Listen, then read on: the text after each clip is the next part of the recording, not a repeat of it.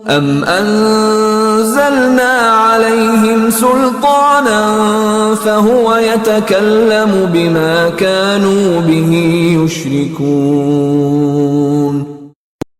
അതല്ല, ഇവർ വിശ്വസിക്കുന്ന ബഹുദൈവത്വം സത്യമെന്ന് സാക്ഷി പറയുന്ന വല്ല തെളിവോ പ്രമാണമോ നാം ഇവർക്ക് അവതരിപ്പിച്ചു കൊടുത്തിട്ടുണ്ടോ? ആപത്തുകൾ അണയ്ക്കുന്നത് ദൈവമല്ല, പുണ്യവാളന്മാരാണെന്ന് ഏത് തെളിവിന്റെ അടിസ്ഥാനത്തിലാണ് ഇവർ മനസ്സിലാക്കിയത് എന്ന് സാരം. യുക്തി അതിന് സാക്ഷി നിൽക്കുന്നുണ്ടോ? അല്ലെങ്കിൽ ദൈവം തന്റെ ദൈവിക അധികാരങ്ങളെല്ലാം ഇന്ന പുണ്യവാളന്മാർക്ക് നൽകിക്കഴിഞ്ഞുവെന്നും ഇനി നിങ്ങളുടെ കാര്യങ്ങളെല്ലാം അവർ നോക്കിക്കൊള്ളുമെന്നും പ്രസ്താവിക്കുന്ന വല്ല വേദപുസ്തകങ്ങളുമുണ്ടോ? وَإِذَا أَذَقْنَا النَّاسَ رَحْمَةً فَرِحُوا بِهَا وَإِن تُصِبْهُمْ سَيِّئَةٌ بِمَا قَدَّمَتْ أَيْدِيهِمْ إِذَا هُمْ يَقْنَطُونَ. ഇനി ജനത്തെ നാം വല്ല അനുഗ്രഹവും അനുഭവിപ്പിച്ചാലോ അതിലവർ മതിമറക്കുന്നു. സ്വകരങ്ങളുടെ ചെയ്തികളാൽ വല്ല വിപത്തും ബാധിച്ചാലോ പെട്ടെന്ന് നിരാശരായി തീരുകയും ചെയ്യുന്നു. മുമ്പത്തെ സൂക്തത്തിൽ മനുഷ്യന്റെ അവിവേകത്തെയും മൂഢതയെയും നികൃഷ്ടതയെയും നന്ദികേടിനെയും ആക്ഷേപിച്ചിരിക്കുന്നു. ഈ സൂക്തത്തിൽ അവന്റെ അപക്വതയെയും അല്പത്വത്തെയുമാണ് ആക്ഷേപിക്കുന്നത്. സങ്കുചിത മനസ്കനായ ഈ മനുഷ്യന് ഇഹലോകത്ത് സ്വൽപ്പം സമ്പത്തോ അന്തസ്സോ ലഭിക്കുകയും തന്റെ കാര്യങ്ങൾ നന്നായി നടക്കുന്നുവെന്ന് തോന്നുകയും ചെയ്യുമ്പോൾ ഇതെല്ലാം അല്ലാഹു നൽകിയതാണെന്ന കാര്യം ഓർക്കുകയില്ല. തനിക്ക് മാത്രമായി അതുല്യമായ ചില മെച്ചങ്ങളുണ്ടെന്നും അതാണ് മറ്റുള്ളവർക്ക് വിലക്കപ്പെട്ട നേട്ടങ്ങൾ തനിക്ക് അനായാസകരമാക്കിയതെന്നും അവൻ കരുതുന്നു. ഈ തെറ്റിദ്ധാരണ അവനിൽ അഹന്തയും ദുരഭിമാനവും വളർത്തുന്നു. പിന്നെ അവനൊരു സൃഷ്ടിയെപ്പോലെയല്ല, ദൈവത്തെപ്പോലെയാണ് വർത്തിക്കുക. പക്ഷേ ഭാഗ്യം അവനോട് പുറംതിരിയുകയാണെങ്കിൽ അവന്റെ മനസ്ഥൈര്യം നശിച്ചുപോകുന്നു. ദൗർഭാഗ്യത്തിന്റെ ഒരൊറ്റ ആഘാതം മതി അവന്റെ മനസ്സ് വഷളാം വണ്ണം പരാജിതമാവാൻ. പിന്നെ ആത്മഹത്യ വരെയുള്ള ഏത് നീചമായ പ്രവൃത്തിക്കും അവൻ മുതിരുന്നു. أَوَلَمْ يَرَوْا أَنَّ اللَّهَ يَبْسُطُ الرِّزْقَ لِمَن يَشَاءُ وَيَقْدِرُ إِنَّ فِي ذَلِكَ لَآيَاتٍ لِقَوْمٍ يُؤْمِنُونَ. അല്ലാഹു തന്നെയാണ് വിഭവങ്ങൾ അവനിച്ഛിക്കുന്നവർക്ക് വിപുലീകരിച്ചും അവനിച്ഛിക്കുന്നവർക്ക് ചുരുക്കിയും കൊടുക്കുന്നതെന്ന് ഈ ജനം കാണുന്നില്ലെന്നോ? നിശ്ചയം വിശ്വസിക്കുന്ന ജനത്തിന് ഇതിൽ ധാരാളം ദൃഷ്ടാന്തങ്ങളുണ്ട്.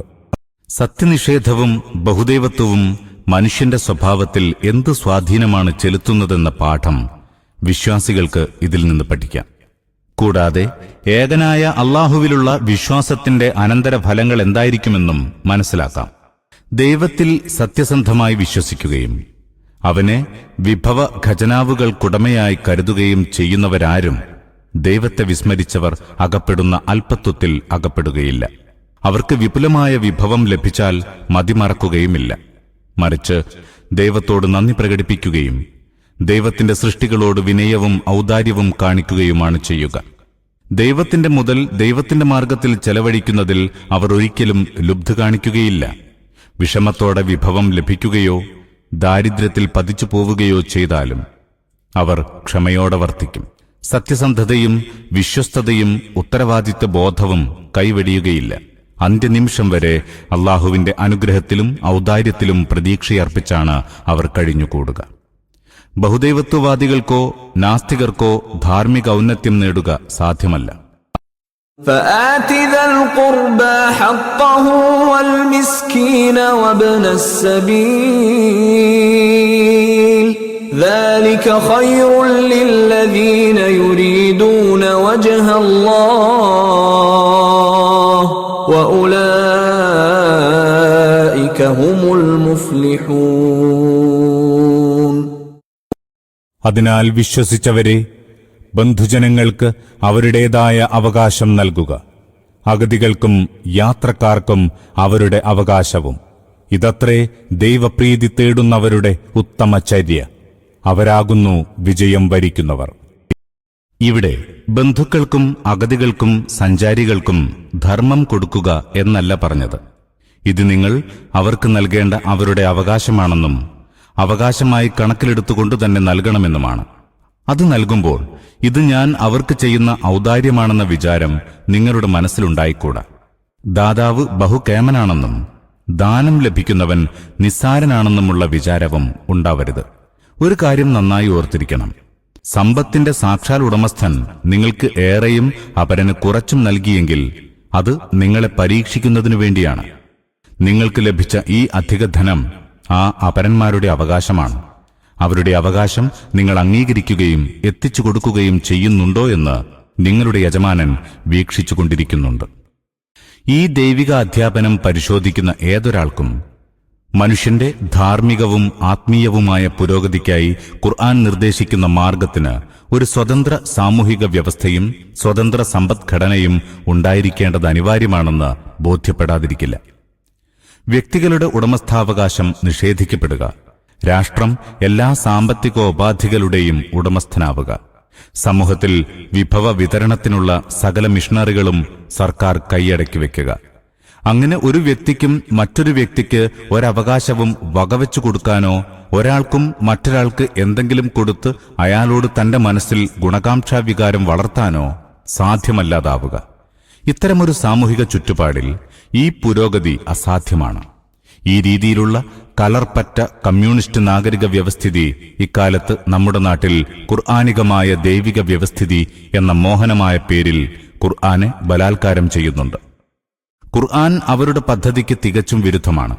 കാരണം ധാർമ്മിക വളർച്ചയ്ക്കും സ്വഭാവ രൂപവൽക്കരണത്തിനും പുരോഗതിക്കുമുള്ള കവാടങ്ങൾ കമ്മ്യൂണിസത്തിൽ തീരെ അടച്ചുപൂട്ടപ്പെട്ടിരിക്കുന്നു.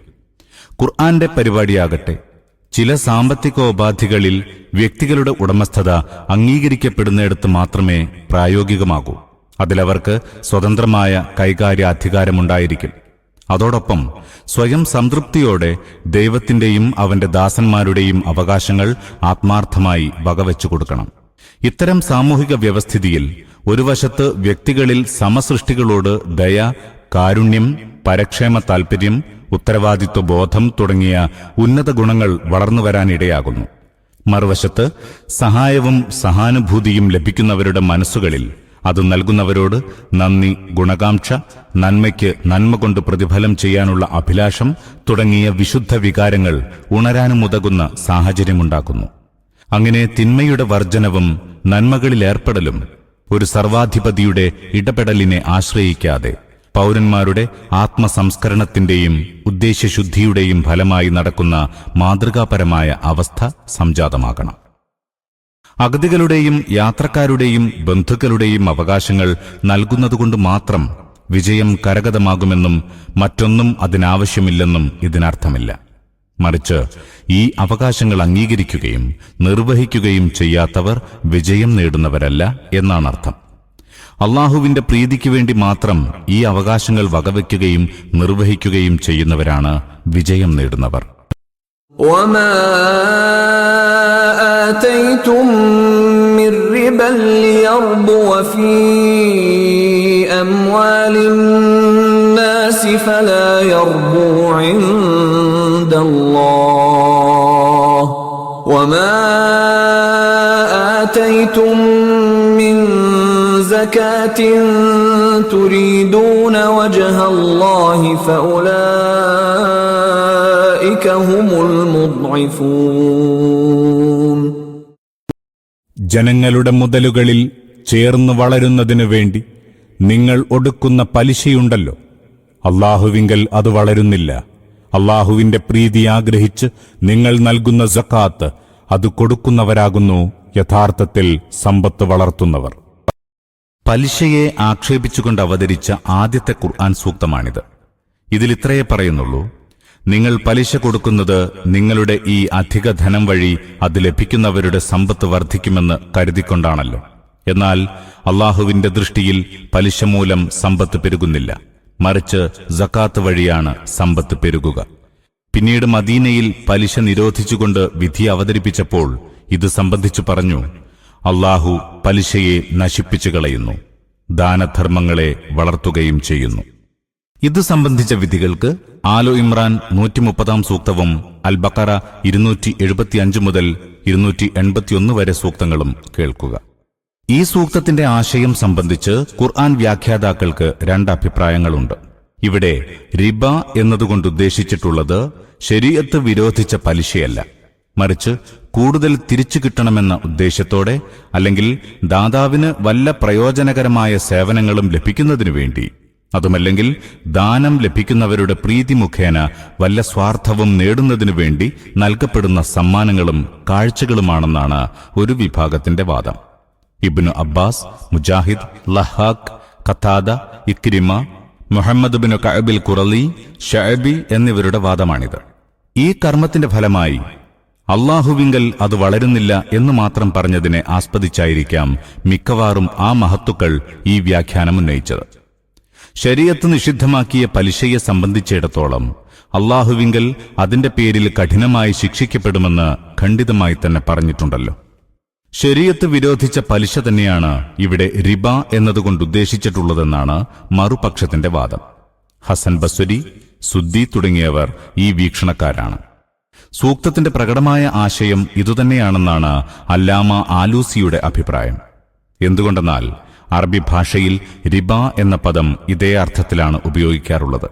പ്രഗൽഭ ഖുർആൻ വ്യാഖ്യാതാവായ നൈസാപൂരിയും ഈ വ്യാഖ്യാനമാണ് സ്വീകരിച്ചിട്ടുള്ളത്.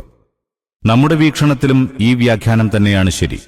കാരണം സുപരിചിതമായ അർത്ഥം ഉപേക്ഷിക്കാൻ ഒന്നാം വ്യാഖ്യാനത്തിന് അനുകൂലമായി ഉന്നയിക്കപ്പെട്ട തെളിവ് മതിയാകുന്നില്ല. സൂറ അർ-റൂം അവതരിക്കുന്ന സന്ദർഭത്തിൽ വിശുദ്ധ ഖുർആൻ പലിശയുടെ നിഷിദ്ധത പ്രഖ്യാപിച്ചിട്ടുണ്ടായിരുന്നില്ല. വളരെ വർഷങ്ങൾക്ക് ശേഷമാണ് ആ പ്രഖ്യാപനം വന്നത്. ഒരു സംഗതിയുടെ നേരെ പിന്നീട് വരാനിരിക്കുന്ന നിരോധനത്തിനനുകൂലമായി ജനഹൃദയങ്ങളെ സജ്ജമാക്കുകയാണ് ഖുർആന്റെ രീതി. മദ്യത്തെക്കുറിച്ച് ആദ്യമായി പ്രസ്താവിച്ചത് അതൊരു വിശുദ്ധ ഭക്ഷണമല്ല എന്നാണ്. സൂറ അൻ-നഹ്ൽ 67 സൂക്തം. പിന്നീട് അതിൽ പ്രയോജനത്തെക്കാൾ വലിയ തിന്മയുണ്ടെന്നറിയിച്ചു. സൂറ അൽ ബഖറ 219 സൂക്തം. അനന്തരം നമസ്കാരവേളയിൽ മദ്യം നിരോധിച്ചു.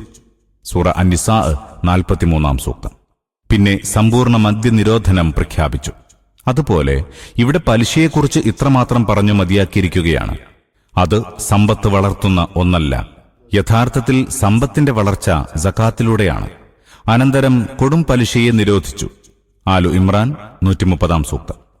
ഒടുവിൽ പലിശയെ തന്നെ നിശേഷം നിരോധിച്ച് വിധി വന്നു. സൂറ അൽ ബഖറ 275 സൂക്തം. സകാത്ത് കൊടുക്കുന്നവരാകുന്നു യഥാർത്ഥത്തിൽ സമ്പത്ത് വളർത്തുന്നവർ എന്ന് പറഞ്ഞതിന്റെ വിവക്ഷ ഇതാണ്. ആ വളർച്ചയ്ക്ക് നിർണിതമായ ഒരതിരുമില്ല. ഒരാൾ എത്രത്തോളം നിഷ്കളങ്കമായി, എത്രത്തോളം ഉദ്ദേശ്യശുദ്ധിയോടെ, ത്യാഗസന്നദ്ധതയോടെ, ദൈവപ്രീതിയിലുള്ള അഭിവാഞ്ചയോടെ ദൈവിക മാർഗത്തിൽ ധനവ്യയം ചെയ്യുന്നുവോ അല്ലാഹു അവന് അത്രത്തോളം അധികം പ്രതിഫലം നൽകും. ഒരു പ്രബല ഹദീസിൽ ഇപ്രകാരം വന്നിരിക്കുന്നു: ഒരുവൻ ഒരു ഈത്തപ്പഴമാണ് ദൈവിക മാർഗത്തിൽ നൽകിയതെങ്കിലും അല്ലാഹു അതിനെ ഉഹുദ് മലയ്ക്ക് തുല്യം വളർത്തുന്നു. الله الذي خلقكم ثم رزقكم ثم يميتكم ثم يحييكم هل من شركائكم من يفعل من ذلكم من شيء سبحانه وتعالى عما يشركون. അല്ലാഹു മാത്രമാകുന്നു നിങ്ങളെ സൃഷ്ടിച്ചത്, എന്നിട്ട് ആഹാരം നൽകി. പിന്നീട് അവൻ നിങ്ങളെ മരിപ്പിക്കുന്നു, അനന്തരം ജീവിപ്പിക്കുകയും ചെയ്യുന്നു. നിങ്ങളുടെ കൽപ്പിത പങ്കാളികളിൽ ആരെങ്കിലും ഇപ്പറഞ്ഞതിൽ ഏതെങ്കിലും ഒരു കാര്യം ചെയ്യുന്നുണ്ടോ? ഈ ജനം ആരോപിക്കുന്ന പങ്കാളിത്തങ്ങളിൽ നിന്നെല്ലാം പരിശുദ്ധനും അത്യുന്നതനുമത്രേ അവൻ. ഇവിടം മുതൽ വീണ്ടും നിഷേധികളെയും ബഹുദൈവ വിശ്വാസികളെയും ബോധ്യപ്പെടുത്തുന്നതിനു വേണ്ടി പ്രഭാഷണം ഏകദൈവത്വം, പരലോകം എന്നീ വിഷയങ്ങളിലേക്ക് തിരിയുകയാണ്. നിങ്ങൾക്ക് അന്നം ലഭിക്കുന്നതിനുള്ള ഉപാധികൾ സജ്ജീകരിക്കുകയും ഓരോരുത്തർക്കും ഏതെങ്കിലും ഒരു വിഹിതം ലഭിക്കാനുതകും വിധം വിഭവങ്ങളുടെ കറക്കം വ്യവസ്ഥപ്പെടുത്തുകയും ചെയ്തിരിക്കുന്നു. നിങ്ങളുടെ കൃത്രിമ ദൈവങ്ങളിൽ സ്രഷ്ടാക്കളോ അന്നദാതാക്കളോ ജീവിതവും മരണവും കൈയടക്കിയവരോ മരണാനന്തരം വല്ലവരെയും ജീവിപ്പിക്കാൻ കഴിവുള്ളവരോ ആരുമില്ല എന്നിരിക്കെ ഇവരെ ഏത് രോഗത്തിന് ശാന്തിയായിട്ടാണ് നിങ്ങൾ ആരാധ്യരാക്കിയിട്ടുള്ളത്?